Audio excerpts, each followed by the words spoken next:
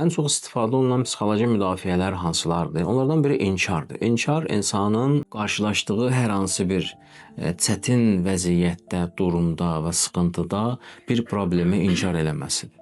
Ki bu problemi inkar etməklə daxildə emosional gərginliyin, duyğusal gərginliyin azalmasını təmin eləməyə çalışır insan. Və qısa müddətdə olduğu dönəmdə bu insan üçün faydalı olur. Uzun müddətli inkara çevriləndə artıq insana zərər və ziyan vurmağa başlayır. Buna misal olaraq deyək, bir insan hər hansı bir xəstəliyə düçar olursa, İlk öncə bu xəstəliyi eşidən zaman ola bilsin, bu xəstəliyi inkar etsin, daxildə olan emosional gərginliyi azaltmaq üçün.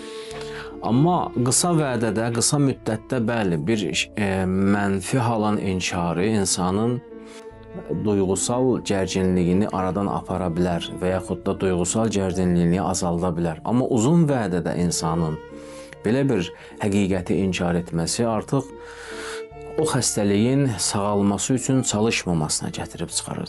Niyə? Çünki real olaraq fakt təhlükə mövcuddur. Amma bu təhlükə mövcud olmasına baxmayaraq mən bu təhlükəni inkar edirəmsə, deməli həmin təhlükənin aradan qaldırılması üçün də bir addım atmayacaq. Belə olan təqdirdə bu təhlükə daha çox ziyan vurmağa başlayır. Buna görə ilk anda ola bilər insan hər hansı bir həqiqəti inkar eləyə, daxilində bir aramlıq və sakinlik yaratması üçün, amma uzun vədədə artıq bu insan üçün bir problemə çevrilə bilir.